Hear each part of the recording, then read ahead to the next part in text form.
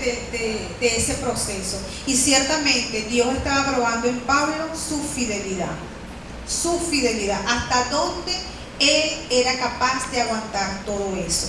Fíjense que dice que aún Pablo sabía que las cosas estaban malas, pero él no se imaginaba todavía todo lo que le iba a venir después, ¿verdad? Pero Jesús sí sabía lo que le faltaba.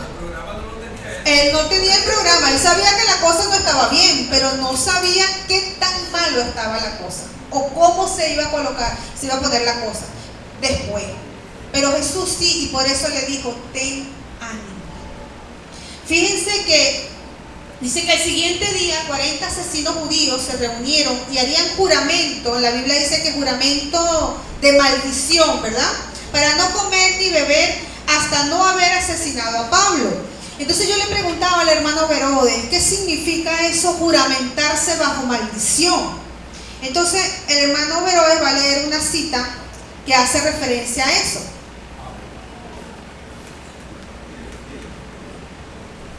Bien, hermano, ¿están aprendiendo?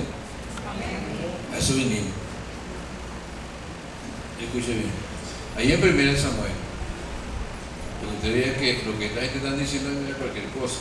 Eran 40 hombres y estaban dispuestos, no es que no trataron de persuadirnos, fue que estaban dispuestos a hacerlo. Véalo como dice acá. 1 Samuel, versículo 14-24. Véalo como dice.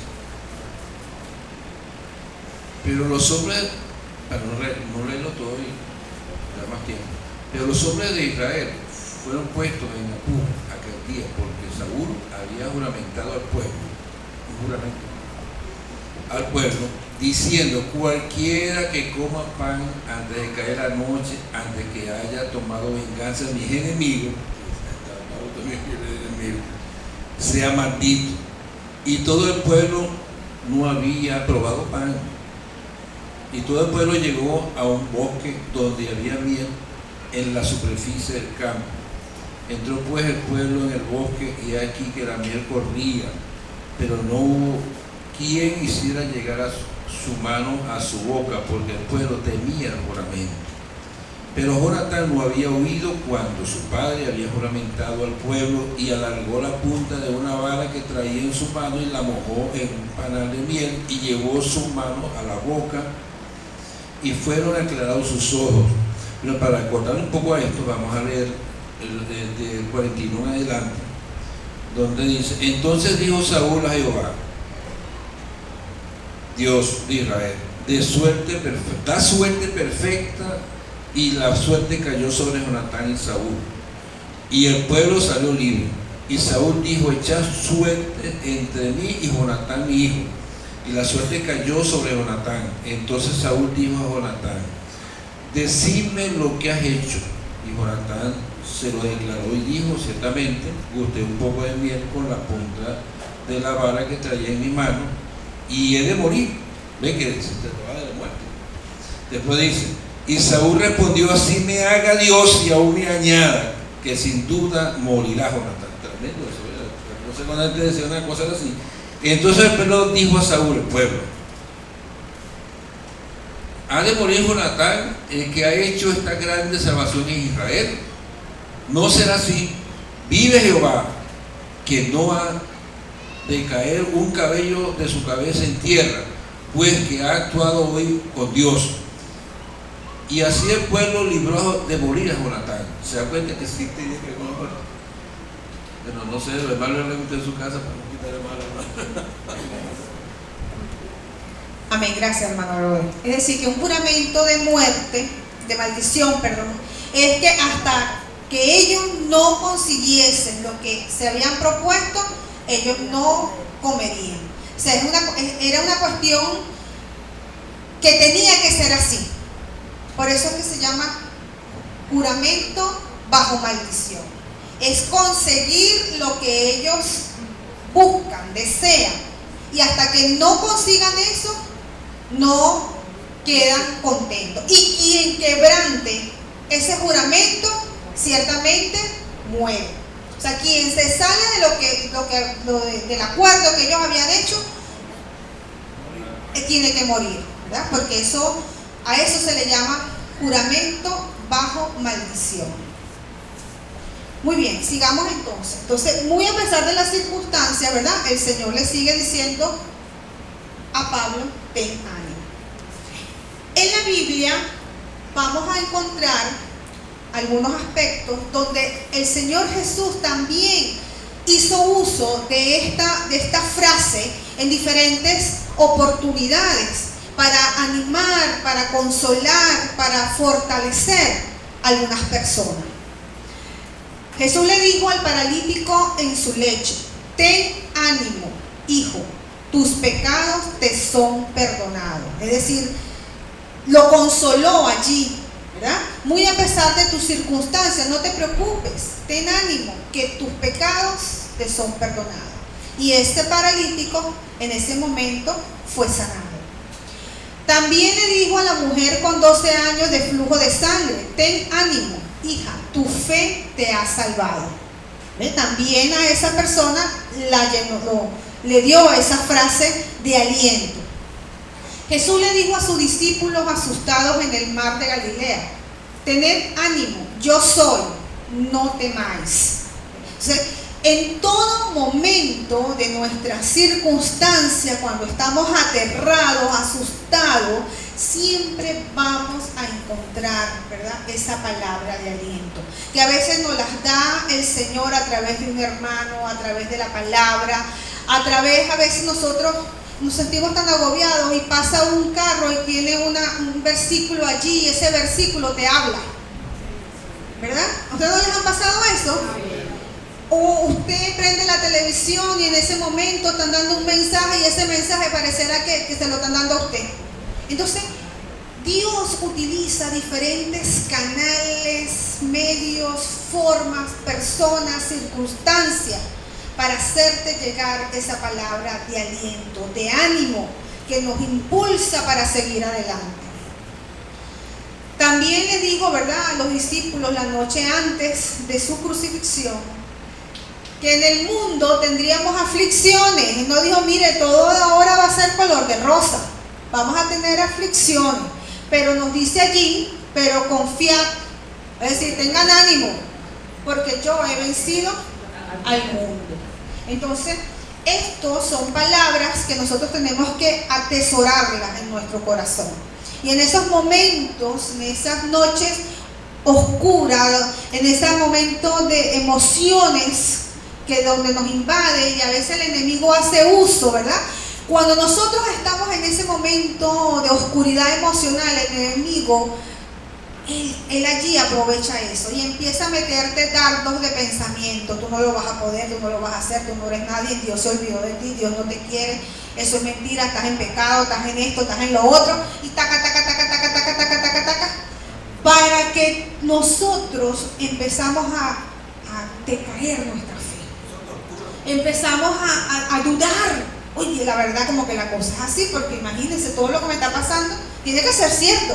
Entonces nuestra mente empieza, el enemigo hace uso de ella para bombardearnos de todas esas cosas negativas y hacernos dudar y desconfiar y decir como dijo Henry: bueno, si esta la cosa va a ser así, mejor yo me voy.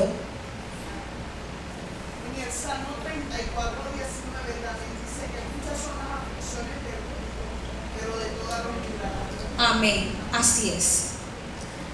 El Señor consoló a Pablo, Él mismo vino a su lado y le dio ánimo con un mensaje de aliento. Se refería al cuidado y a la protección divina. A la vez le hacía énfasis en la promesa de que llegaría a Roma para dar testimonio del Evangelio tal como lo había estado deseando. Entonces, Dios siempre nos anima a seguir adelante. Él había hecho allí un decreto divino. Un decreto divino te ordena para un servicio más perfecto de lo que has visto. Un futuro te espera. No hay ningún poder en la tierra que te lo pueda robar. Por lo tanto, ten un buen ánimo.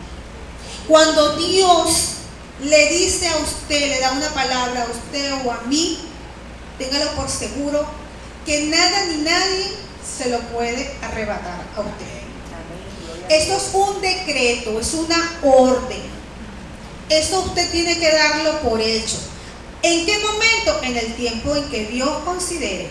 Porque si el Señor a usted le da una palabra o me da una palabra a mí, pero si usted y yo no estamos preparados para cumplir, ¿verdad?, con ese propósito, téngalo por seguro que va a pasar un tiempo para que usted y yo podamos ser transformados y que cuando llegue esa promesa nosotros la podamos administrar adecuadamente, como Él quiere que sea.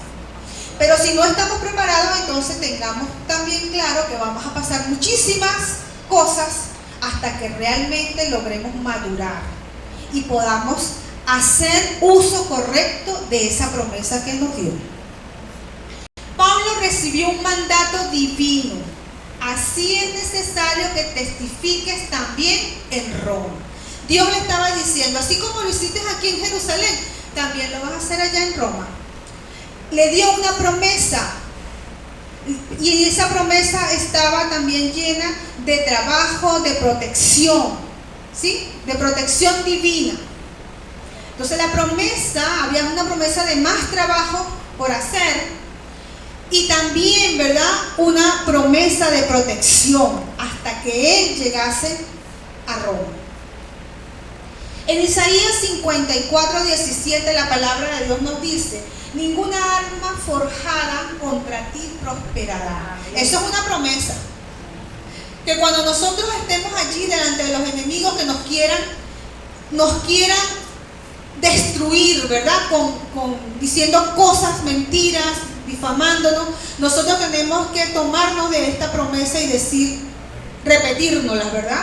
Que ninguna arma forjada contra ti prosperará. Y en Jeremías 1:19 dice: y pelearán contra ti, pero no te vencerán, porque yo estoy contigo, dice Jehová, para librarte. No vamos a evitar las circunstancias, no podemos evitar los problemas, las aflicciones, nosotros no las podemos quitar del camino.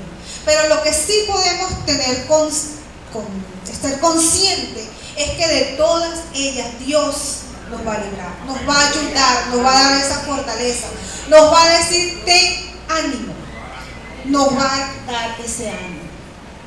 El Señor le dio aliento y fuerza al apóstol Pablo al final de una batalla difícil y poco antes de iniciarse una peor. Ten ánimo, porque lo que te viene también es bueno, ¿verdad? Entonces él estaba allí librándose de una, pero resulta que iba a entrar en otra peor. Entonces no te preocupes, ten ánimo que yo estoy contigo. No le dijo, ten ánimo que yo te la voy a quitar. No, Señor, yo voy a caminar contigo, así, Señor. Y eso es lo que nosotros tenemos que ser conscientes. Dios no nos va a quitar las circunstancias, pero sí nos va a dar la fortaleza, la habilidad para encontrar la solución a esas circunstancias. Entonces no nos podemos encerrar en las circunstancias, sino al contrario, decir, Señor, ¿qué tengo que aprender? ¿Dónde está la solución a esto? Para que Él nos pueda guiar a través de su Espíritu Santo hacia esa solución. Pablo se enfrentó a sus enemigos el siguiente día con una sonrisa, sabiendo que ellos no tenían poder contra él. O sea que ese ten ánimo del Señor allí los fortaleció, porque Dios tenía más cosas que hacer por medio de él. Esta seguridad significó mucho para Pablo durante los retardos y ansiedades de los siguientes 2 años, y va más allá para dar cuenta de la calma y la carga que ahora le marcan como alguien en control de los eventos en lugar de la víctima. Lo que decía un poco Joel, todas esas cosas que él vivió le permitió a él madurar y le permitió a él después poder aconsejar a esas otras iglesias, a esos otros hermanos, ¿verdad? Porque él ya había vivido, ya había padecido todas esas cosas. Entonces esa experiencia vivida, como dice la Leucena, es lo que te va a permitir a ti poder alentar, aconsejar y orientar a otros que en algún momento dado estén pasando por las mismas circunstancias en las cuales ya tú o yo logramos superar.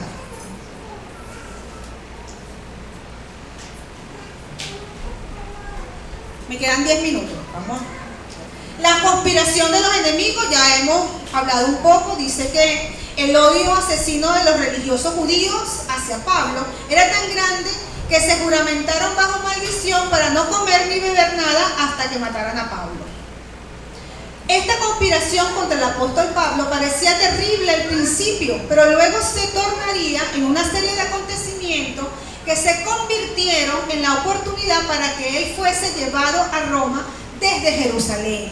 Todas esas cosas que pasaron allí, lejos de ser malas, resulta que Dios permitió que todo eso sucediera, porque eso iba a ser la vía por la cual él iba a utilizar para llevarse a Pablo y llevárselo custodiado, resguardado, sin ningún problema.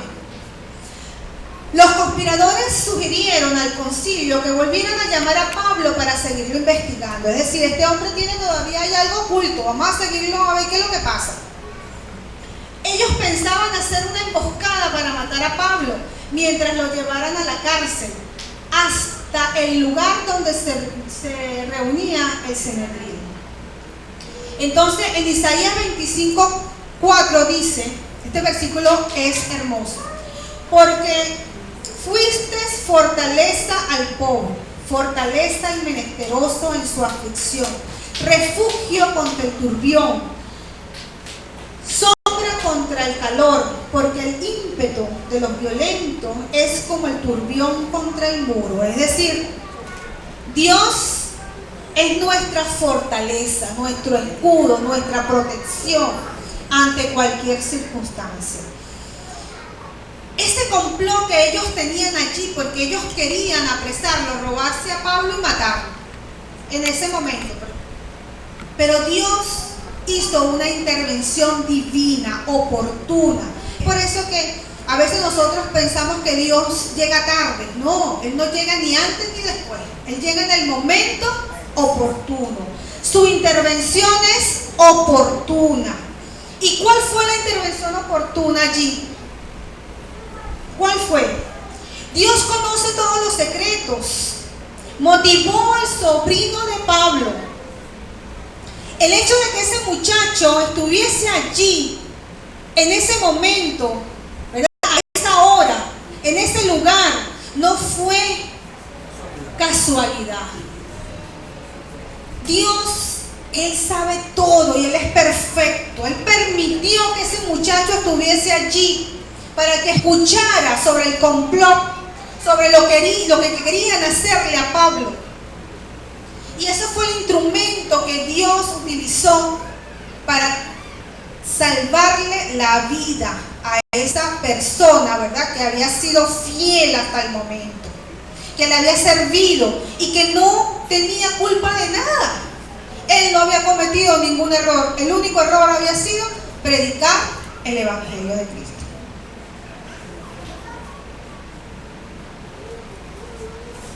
Entonces, el hecho de que ese muchacho está allí fue porque Dios lo permitió. Dios permite cosas. Y a veces, fíjense que Dios utiliza hasta las piedras. Porque a veces nosotros estamos en una circunstancia y a veces llega alguien y te da una alerta. Yo recuerdo una vez, estando en la universidad, que estaba con la auditoría. Por el pasillo creo que iba para personal, y me encuentro el muchacho de bienes nacionales, ni siquiera la jefe de sección, sino el chico que hace ¿cómo se llama?, los inventarios, y me llama: ven acá, profe, yo quiero decirle una cosa a usted, quiero advertirle algo, me dice. Usted sabe que están haciendo esto, por favor, profesora, hágalo de esta manera y yo la voy a ayudar. porque entonces están pendientes de que usted lo haga de esta otra manera para embromarla. Yo dije, Dios mío, gracias, hijo, le dije yo, gracias. Me dijo, ya esta tarde yo paso por su oficina para que hagamos eso. Y yo le voy a decir cómo es que usted va a elaborar el informe. Fíjense, Dios utilizó a ese muchacho para librarme de algo que tenían allí, porque nosotros tenemos enemigos ocultos, que a lo mejor andamos con ellos para arriba, abajo y comemos de todo, y no sabemos que esas personas están maquinando cosas para hacernos caer. Pero Dios no permite eso. Dios utiliza, ¿verdad?, a quien Él considere necesario para advertirnos, para alertarnos. Amén. Pablo no había cometido ningún crimen, aún así estaba preso, puesto que el tribuno romano sospechaba que él fuera un tipo de caudillo y debía estar bajo custodia hasta que los hechos del caso fuesen descubiertos. Cuando esto pasa, entonces Pablo escapa a Cesarea, pero resulta que él va escoltado con militares. Él recibe una orden para que lo lleven custodiado, y al irse custodiado no lo podían tocar, y reciben un mandato. Fíjense que dice una de las escoltas con una escolta militar y una carta refiriéndose a él con el gobernador provincial, y llamando a 2 centuriones mandó que preparasen para la hora tercera de la noche 200 soldados, 70 jinetes y 200 lanceros, para que fuesen hasta Cesarea y que preparasen cabalgaduras en que, poniendo a Pablo, lo llevasen a salvo a Félix el gobernador. Nada más y nada menos. ¿Ah? No se fue que, mire, usted va con 1 o 2, no, fíjense todo lo que Dios hizo allí, ¿verdad? Eran 200 centuriones y 200 centuriones, 200 70 jinetes y 200 lanceros. Eran como 400 hombres, ¿verdad? 400 y pico hombres armados para custodiar a una sola persona. Y nos mandaron en caballo, sí señor. Era como si Dios quisiera exagerar. Dios, cuando es para protegernos, Él exagera. Para Él no hay nada difícil, ¿verdad? Él allí exageró, pero también hacía ver su gloria, que para él, ¿verdad?, su fidelidad hacia Pablo, y demostrarle más allá de la duda de que la promesa de Jesús era cierta. Cuando Dios quiere demostrar algo hacia nosotros, Él exagera y hace como Él quiere. Y es cuando ahí nosotros nos quedamos con la boca abierta y digo, wow, Dios, de verdad que tú eres grande. Porque para Él no hay nada imposible. Y para finalizar, quiero dejarles esto, ¿verdad?, este mensaje que dice: mas Jehová está conmigo como poderoso gigante, por tanto los que me persiguen tropezarán y no prevalecerán, serán avergonzados en gran manera, porque no prosperarán, tendrán perpetua confusión que jamás será olvidada. Yo me imagino, como uno le dice pues por ahí, ¿verdad?, cómo les quedaría